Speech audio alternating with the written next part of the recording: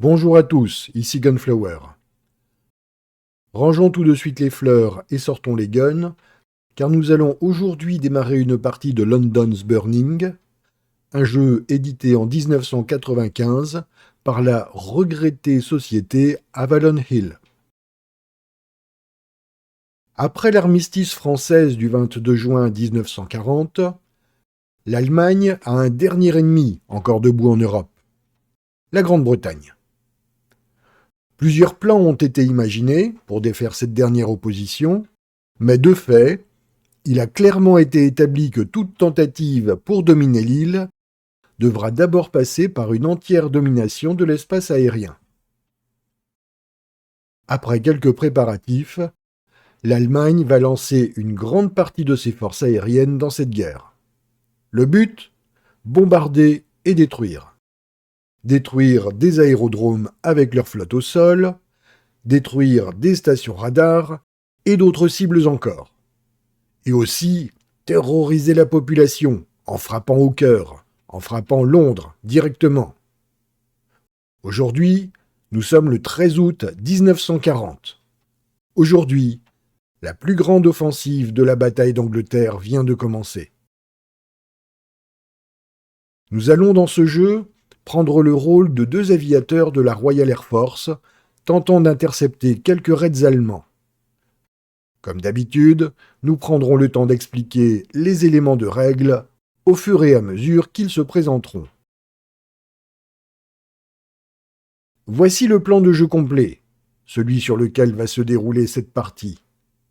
Tous les éléments et tous les tableaux nécessaires au jeu sont sur ce plan. Nous les détaillerons.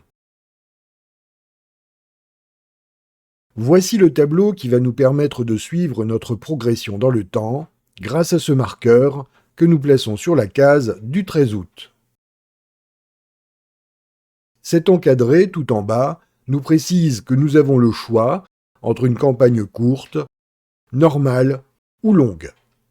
Nous allons aujourd'hui démarrer une campagne courte qui durera 6 jours du 13 août au 18 août. Au niveau des conditions climatiques, nous devrions normalement pouvoir choisir entre le respect des conditions historiques, celles qui sont indiquées sur ce tableau, avec un temps clair sur les cases claires et un temps pluvieux sur les cases sombres, ou l'aléatoire, et lancer un dé au début de chaque nouveau jour. Mais pour une campagne courte, nous n'avons pas le choix. Les règles nous imposent les conditions historiques. Par conséquent, nous aurons 6 jours de beau temps. Chaque jour, nous aurons 5 phases. 2 le matin, 2 l'après-midi et une phase de nuit. Posons tout de suite ce marqueur à sa place sur la première phase, 7 heures le matin. Commençons tout de suite par piocher au hasard les membres de notre équipe. Nous avons 8 pilotes au total. Prenons nos 2 premiers pilotes et mettons-les sur ces 2 tableaux. Ce seront nos 2 pilotes opérationnels. D'autres viendront les remplacer si nous les perdons. Et le jeu étant assez sévère, nous devons nous attendre à des pertes. Notre premier pilote sera Palmer. Le H sur fond rouge signifie qu'il pilote un Hurricane. Posons-le sur le tableau du pilote numéro 1, sur le Hurricane. Donnons-lui son marqueur de munitions, son marqueur de victoire, son marqueur de fatigue et son marqueur d'altitude. Notre second pilote sera Ritchie. Un petit S sur fond bleu, lui pilote un Spitfire. Posons-le ici, sur le tableau du pilote numéro 2, et donnons-lui ses marqueurs. Prenons nos 2 pilotes suivants et posons-les dans la réserve. Ce seront Drake et Waters, tous deux aux commandes d'un Hurricane. Prenons les 4 derniers pilotes et posons-les sur chacun des 4 dimanches du tableau des tours de jeu. Vous l'aurez compris, Comme notre campagne se termine le 18 août, seul Stone pourra rejoindre notre équipe pour notre dernier jour. Nous allons maintenant choisir notre base. Auparavant, voyons cet encart tout en bas, qui nous donne quelques précisions sur différentes icônes que nous trouvons sur la carte. Nous avons, tout en jaune, 5 aérodromes principaux. L'un sera notre base permanente. En jaune et blanc, nous avons des aérodromes satellites. Nous pourrons nous y poser durant la journée, dans l'attente et à l'affût de raids ennemis. Et nous avons enfin, tout en blanc, des aérodromes d'urgence, qui ne pourront donc nous servir qu'à effectuer des atterrissages d'urgence lorsque nos avions auront un moteur endommagé. Les deux symboles suivants représentent l'artillerie anti-aérienne légère et lourde, qui protège certains points que l'ennemi prendra pour cible. Dans ce jeu, l'artillerie anti-aérienne ne va pas endommager les forces ennemies, elle va limiter la précision des bombardements et par conséquent réduire les dommages au sol. Les stations de radar sont d'autres points clés que l'ennemi tentera de bombarder dès qu'il le pourra afin de brouiller notre vision. Il y en a 4 sur la carte. Pour terminer avec le dernier symbole, les bombardements à basse altitude confèrent un bonus à l'ennemi. Londres s'en protégera grâce à des barrages de ballons. Donc, l'Allemagne prendra pour cible tous les aérodromes, qui sont diversement protégés, les 4 stations de radar, ce qu'on voit là, également les réservoirs de carburant stockés à Thameshaven, Douvres, ici en bas, et bien sûr Londres, tous deux protégés par des ballons et de l'artillerie lourde. Londres et Thameshaven sont intacts. Plaçons ce marqueur sur 0. Il y aura des conséquences ennuyeuses lorsque ces villes seront endommagées. De la même façon, nos 4 stations radar sont opérationnelles. Plaçons cet autre marqueur sur 0. Il y aura également des conséquences si des stations sont détruites. Si un aérodrome est endommagé, la conséquence directe est que nous ne pourrons plus l'utiliser. A l'inverse, il n'y aura aucune conséquence si Douvres ou le convoi sont bombardés. Ce qui, si nous ne les réparons pas, n'arrivera qu'une fois, car l'ennemi ne bombardera pas une cible déjà endommagée. À l'exception de Londres. Même endommagée, Londres sera toujours bombardée. Donc nous voulions choisir notre base principale. Nous choisirons, parce qu'il est assez bien centré et relativement préservé en début de partie, l'aérodrome de Hornchurch. Posons ce marqueur pour officialiser la chose. Posons également le Hurricane de Palmer, portant le numéro 1, et le Spitfire de Ritchie, portant le numéro 2. Posons enfin nos 2 avions de réserve, le Hurricane numéro 2 et le Spitfire numéro 1, dans la réserve. Afin de pouvoir comptabiliser les points de victoire des uns et des autres, nous allons placer ces 2 marqueurs pour nous, le premier pour les unités, le second pour les dizaines, et de la même façon, ces 2 marqueurs pour l'ennemi.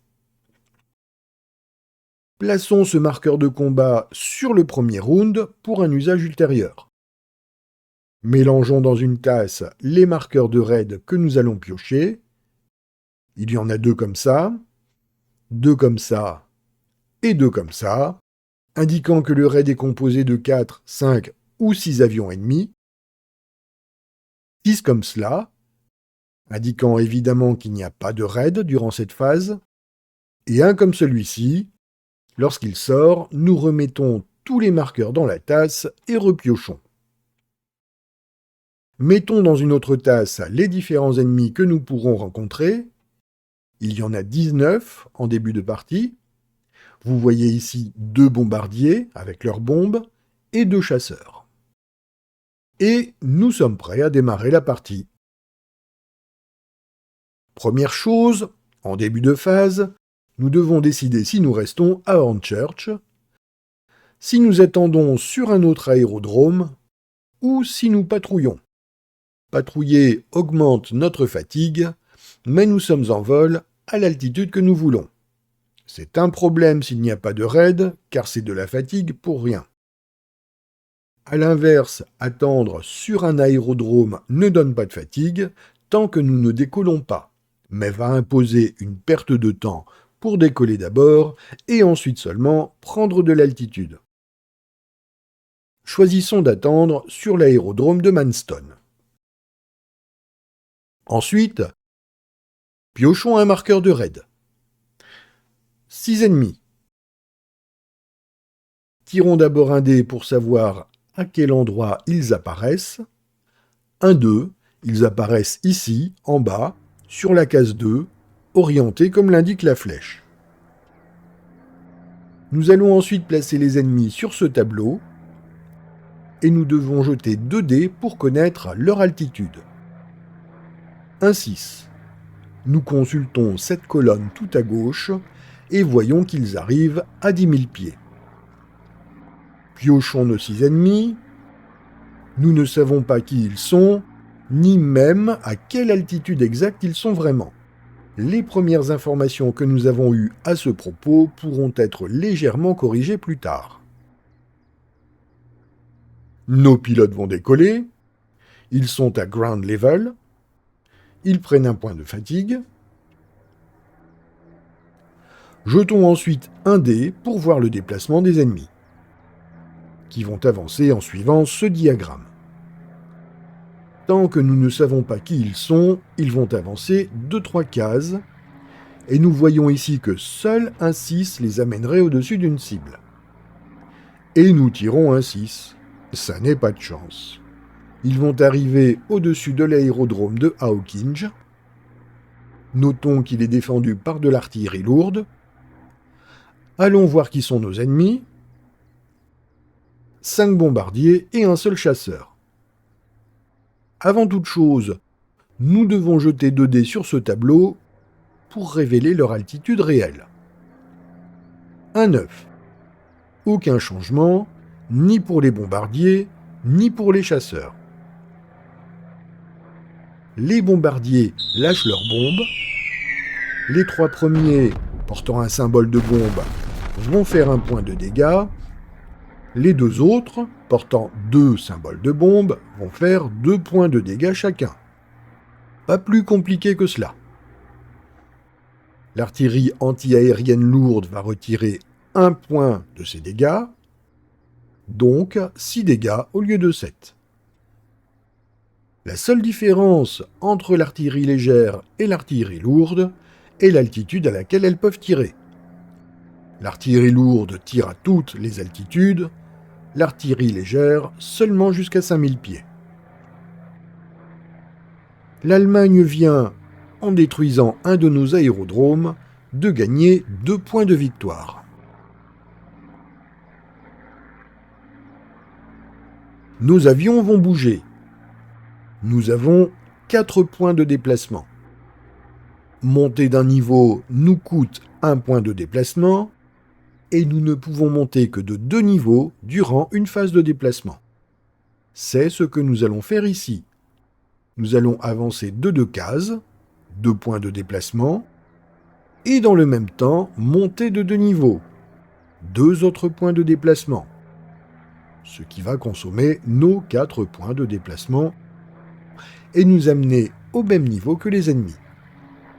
L'idéal est de les attaquer en arrivant par-dessus, c'est-à-dire un niveau au-dessus d'eux, et l'idéal de l'idéal est de les attaquer out of the sun, c'est-à-dire en arrivant à la fois par-dessus et en suivant ce diagramme. À 7 heures du matin, il faudrait les attaquer en arrivant par le sud, ce qui n'arrivera pas durant cette phase. Les ennemis retournent vers la France en suivant ce même diagramme. que je vais retourner et mettre à l'envers, c'est plus facile à lire. Un 1.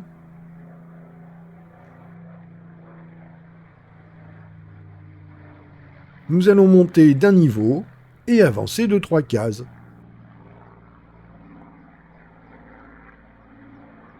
Ce qui va nous amener sur la même case qu'eux, ce qui déclenche la confrontation. Combat. Ritchie va essayer de s'occuper du chasseur, un Messerschmitt 109 plutôt pas mauvais, pendant que Palmer va attaquer ce Heinkel 111. Parlons un peu de ces chiffres sur les avions. Sur un carré blanc se trouve leur vitesse. Nous avons déjà dit que nos avions pouvaient se déplacer de 4 cases, et que les raids ennemis se déplaçaient de 3 cases. S'il s'avère qu'un raid est constitué uniquement de chasseurs, alors il se déplacera de 4 cases. Sur une case rouge, l'agilité en combat de l'avion et de son pilote. Ritchie et son opposant vont tous les deux jeter un dé et y ajouter leur agilité. Et nous pouvons constater qu'avec un 6, ils sont de force égale. Ritchie a un petit avantage, il attaque en plongeant, ce qui va lui donner +1, uniquement durant le premier tour malheureusement.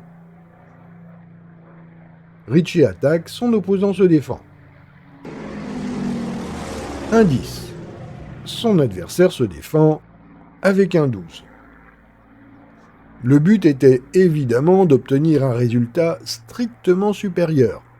Ritchie échoue, il ne parvient pas à se mettre en position pour tirer. Comme il a attaqué en plongeant, il est maintenant à la même altitude que son opposant. Palmer attaque. Un 11. Le bombardier, peu apte à se défendre contre un chasseur, avec son petit 1, a quand même un avantage de +1 parce qu'il a déjà largué ses bombes et qu'il est plus léger. Il se défend avec un 4. Nos deux pilotes ont 5 points de munitions, que l'on appelle des bursts. Burst représente 3 secondes de tir ininterrompu. La différence entre les deux résultats nous dit combien de bursts un pilote peut tirer. 11 moins 4 nous font 7. Palmer n'a pas 7 bursts, mais il pourrait utiliser toutes ses munitions et tirer ses 5 bursts d'un coup. Et comme ses ennemis sont aux portes de la France, nous ne pouvons pas risquer de simplement endommager un moteur ou blesser un pilote. Il nous échapperait à coup sûr. Nous devons détruire, nous devons abattre. Tirons tout ce que nous pouvons tirer, dépensons nos 5 bursts, 15 secondes de tir ininterrompu.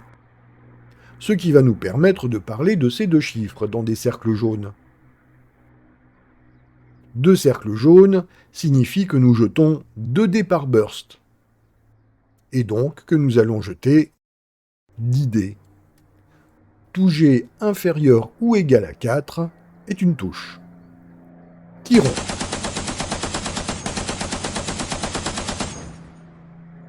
Les 2 5 sont des loupés. 8 touches. Ce Heinkel 111 porte le numéro 21.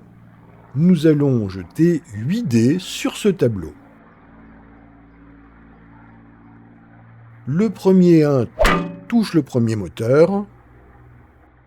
Un second 1 détruit le premier moteur. Il n'y aurait normalement pas besoin d'aller plus loin. Un moteur détruit, l'avion est abattu et s'écrase au sol. 2 x 2 touchaient et détruisaient le second moteur. 2 x 5 touchaient et détruisaient une partie de la carlingue.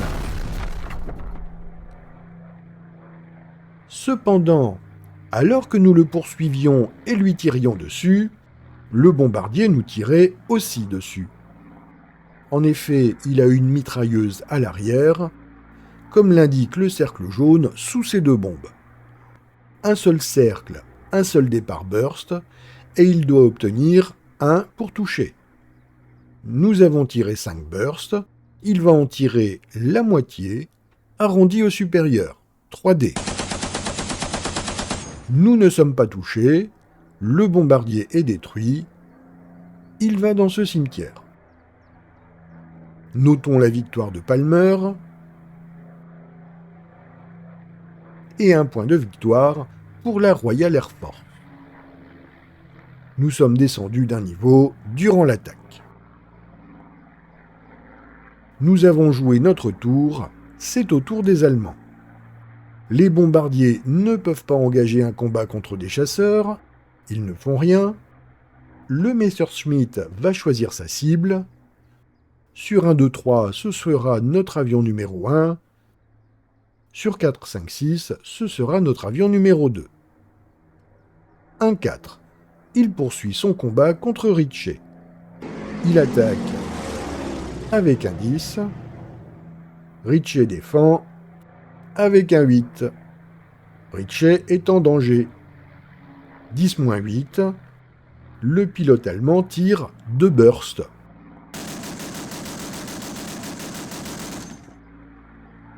Il touche sur 4 ou plus. 2 touches.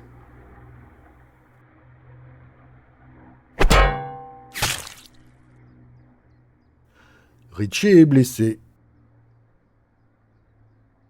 Le premier round de combat est terminé et nous devons jeter un dé pour voir s'il y a un second round. Car sur un 1, le combat prend fin maintenant. Les opposants se sont perdus de vue. 1-2. Ceci dit, que le combat soit terminé ou qu'il y ait un second round, le résultat sera le même. Ritchie est blessé et Palmer est à court de munitions. Lorsque c'est leur tour, tous les deux sont obligés de quitter le combat. Ils atterrissent à Hornchurch. Le groupe allemand quitte la carte. Nous allons maintenant voir quelle est la gravité de la blessure de Ritchie et jeter un dé sur ce très sévère tableau. 1-5. Blessure sérieuse. La carrière du pilote est terminée. Déjà, au premier combat de la partie, nous perdons notre premier pilote. Nous allons dans la réserve.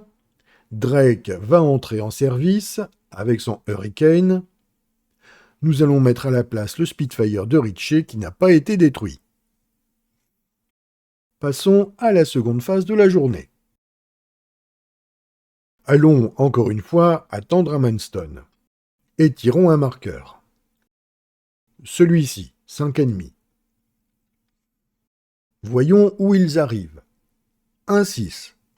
Très mauvais pour nous. Un 4 ou un 5 les amènerait directement sur notre aérodrome.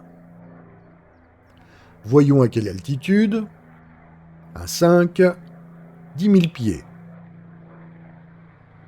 Nos deux pilotes décollent. Ils prennent une fatigue et sont à ground level. La formation allemande avance. Un 4, décidément pas de chance. La confrontation est immédiate et nous sommes à ground level. Nous ne pouvons strictement rien faire. Il s'agit de 3 bombardiers accompagnés de 2 chasseurs, dont un as. Regardons quelle est leur altitude réelle. À 8, pas de changement pour les bombardiers, les chasseurs impairs en couverture supérieure.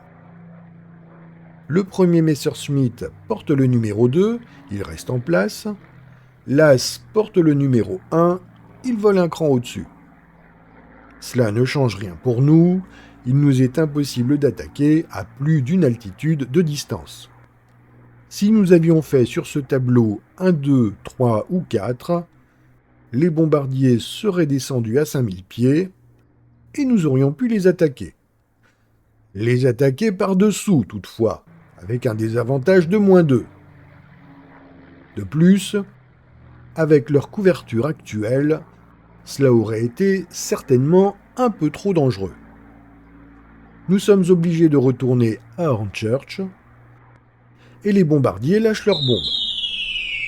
Ils font 3 dommages, -1 car Manston est protégé par de l'artillerie lourde. Puis ils rentrent tranquillement en France.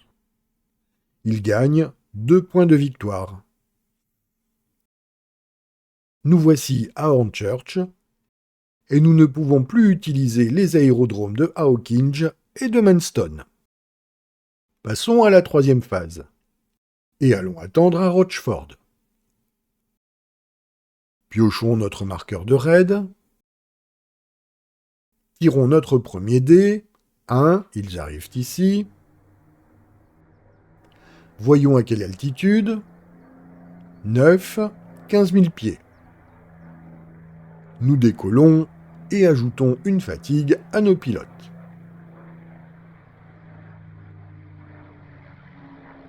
Le premier déplacement de nos ennemis est un 1, plein ouest. Nous allons nous rapprocher de 2 cases et monter de 2 niveaux, à 10 000 pieds. Second déplacement de nos ennemis, un 6. Encore une fois, pas de chance, n'importe quel autre chiffre nous aurait arrangé, ils vont droit sur la station radar de Rail, qu'ils vont bombarder. 3 bombardiers et un chasseur, pas le meilleur. Avec un 5, leur altitude reste la même. Les bombardiers lâchent leurs bombes et nous font 4 dégâts. La station radar est protégée par de l'artillerie légère qui ne peut rien faire. Contrairement aux autres cibles, les stations radar n'amènent qu'un point de victoire à l'Allemagne. Notre première station de radar est endommagée, ce qui fait que nous devrons laisser passer un tour avant de bouger lors des prochains raids. Nous allons monter à 15 000 pieds et avancer de 3 cases. Les ennemis reprennent la route de la France. Un 3. Nous montons encore d'un palier à 20 000 pieds et avançons de 3 cases. Combat. Palmer va s'occuper du chasseur. Drake s'occupera de ce Junker. Palmer attaque avec un 8. Très mauvais.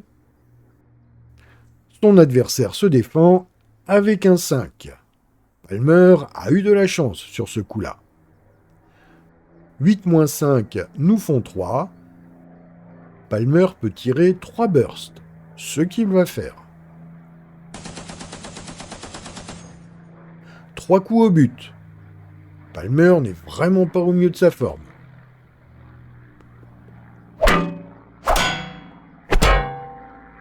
Avec un moteur touché, il va quitter le combat dès que possible, mais va pouvoir rentrer en France sans problème. Le Messerschmitt est quand même équipé d'une mitrailleuse arrière, nous avons vu cela un peu plus tôt, il nous tirait dessus pendant que nous l'attaquions. Nous avons tiré 3 bursts, il va en tirer la moitié arrondie au supérieur, 2 bursts. Un 6 et un 1, il parvient à toucher Palmer. Un 4, pilote blessé. Décidément, Drake va mener son attaque. Un 12. Son adversaire se défend avec un 3. Drake va aussi tirer 3 bursts. 4 touches.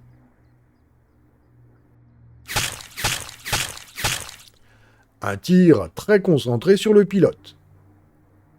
Le Junker possède également une mitrailleuse arrière et tire 2 bursts.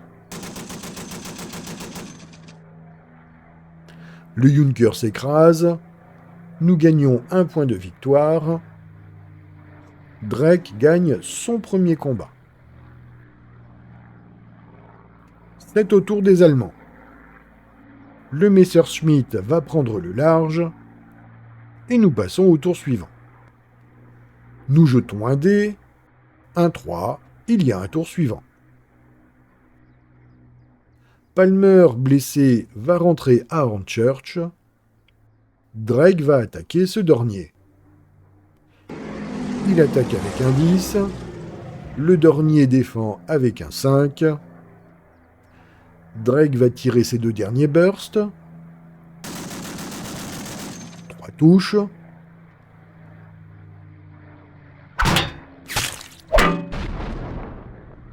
La structure est endommagée. L'avion est détruit. Le mitrailleur arrière tire un burst. Le Dornier s'abat. Drake gagne son 2e combat et nous prenons un point de victoire.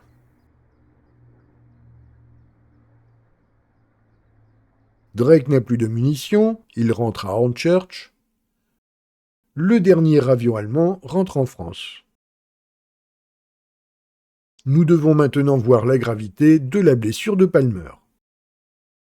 1-1. Le meilleur résultat possible pour lui. Il ne peut plus combattre aujourd'hui et ne récupérera pas de sa fatigue durant la nuit. Que va nous réserver la 4e phase du jour? Pas de raid. Nous passons directement à la phase de nuit. Durant cette phase, nous allons faire 2 choses.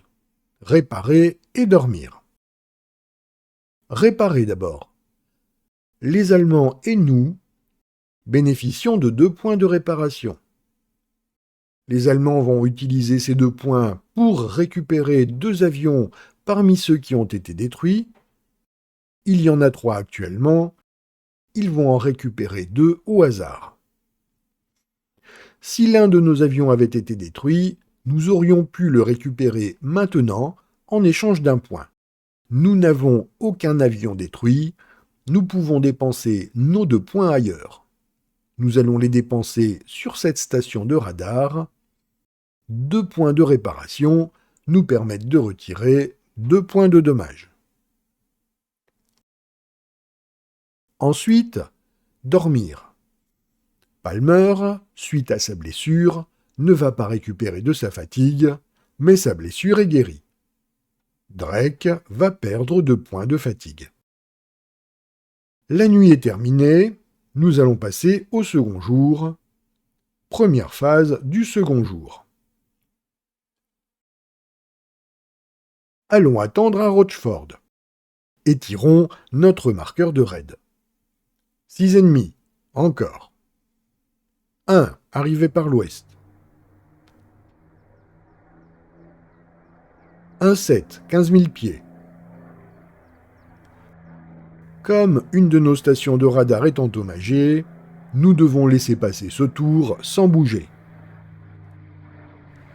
1-6, droit vers l'aéroport de Limpne. S'il l'attaque, nous ne pourrons rien faire. Ne bougeons pas. 1-5, l'aérodrome de Limpne. 3 bombardiers et 3 chasseurs. Finalement, c'était très dangereux. Nous avons bien fait de ne pas bouger et d'économiser notre fatigue.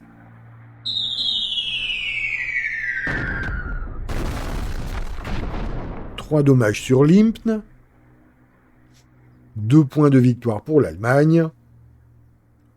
La formation allemande retourne en France. Passons à la seconde phase. Tirons le marqueur ennemi. Remix. Remettons tous les marqueurs dans la tasse et faisons un autre tirage. No raid. Passons donc à la troisième phase. 4 ennemis. Un 6, arrivé par l'est. Un 11, 20 000 pieds. Notre radar est toujours endommagé, nous ne pouvons pas bouger. Un 6, plein est, toujours. Nous allons décoller. Une fatigue et grande level. La formation allemande avance avec un 5 et passe à côté du convoi. Nous allons rester sur place et monter de 2 niveaux. Angels 10. Angels 10, c'est juste une expression utilisée par les pilotes de la Royal Air Force pour dire 10 000 pieds. Sur un 3, le raid passe juste à côté de la station de radar. Nous montons encore de 2 niveaux et allons de case au nord. Avec un 1, les Allemands passent juste devant notre nez. Sans connaître leur altitude réelle, nous allons prendre un risque. Nous allons monter d'un niveau, à 25 000 pieds, et tenter de les attaquer out of the sun, c'est-à-dire, puisqu'il est 2 heures de l'après-midi, comme ça, puis comme ça.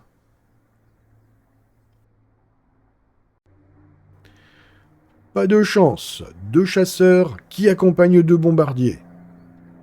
Vérifions leur altitude. 1-6, les bombardiers ne bougent pas. Les chasseurs pairent en couverture supérieure. Et encore une fois, pas de chance. Les 2 chasseurs, numéro 6 et numéro 10, sont pairs tous les deux, ce qui évente complètement notre effet de surprise. Nous allons devoir maintenant compter sur un peu de chance, car ici le talent seul ne suffira pas. Drake va essayer de s'occuper de ce dangereux Messerschmitt 109, pendant que Palmer, handicapé par sa fatigue qui va lui imposer un -1, va attaquer ce Messerschmitt 110. Drake lance son attaque. 6. Comptez sur la chance, nous avions dit. L'ennemi se défend avec un 11. Palmer attaque. 1-6. Lamentable. L'ennemi se défend avec un 8. Après cette séquence déplorable, c'est au tour de l'ennemi. Le Messerschmitt 109 choisit sa cible. 1-4, c'est notre pilote numéro 2. L'Allemand poursuit son combat contre Drake. Il attaque. 9. Drake se défend. 1-7. L'ennemi va tirer 2 bursts. 2 touches.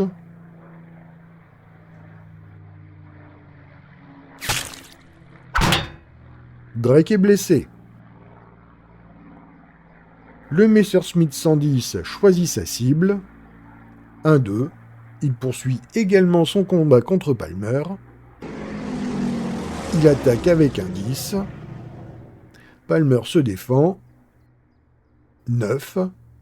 L'ennemi tire un burst. 2 touches. Palmer vient de se faire tuer. L'avion s'écrase au sol et est détruit. L'Allemagne gagne un point de victoire supplémentaire. Au prochain tour, Drake, blessé, va quitter le combat et retourner à Hornchurch. Le raid allemand peut se poursuivre. Lorsque le raid arrive tout en haut de la carte, sur la rangée supérieure d'hexagones, il va suivre les flèches pour se diriger vers Londres. Ce qui signifie que, dans tous les cas, ce raid va se terminer sur l'aérodrome de Northweld.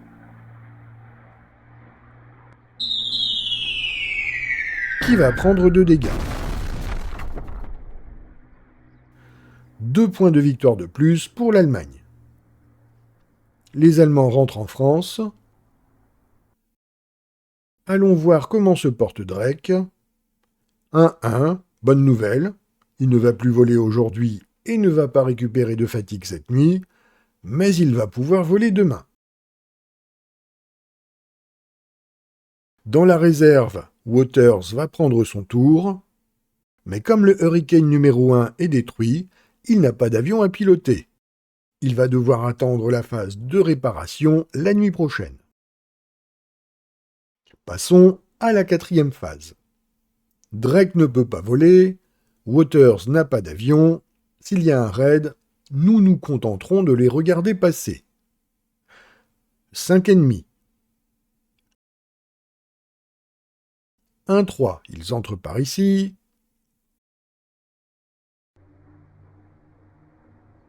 un 6 des 1000 pieds,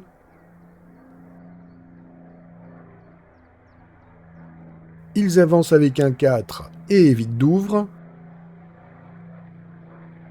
et sur un 6, bombardent la station radar de Dunkerque. 2 bombardiers, accompagnés de 3 chasseurs. Un 6, les bombardiers ne changent pas d'altitude, seul un chasseur est en couverture supérieure, ce qui ne va pas changer grand-chose de toute façon. Les bombardiers bombardent et font 2 dégâts. L'Allemagne prend un point de victoire. Nous perdons une seconde station de radar. Puis tout ce petit monde rentre en France. Vient maintenant la phase de nuit.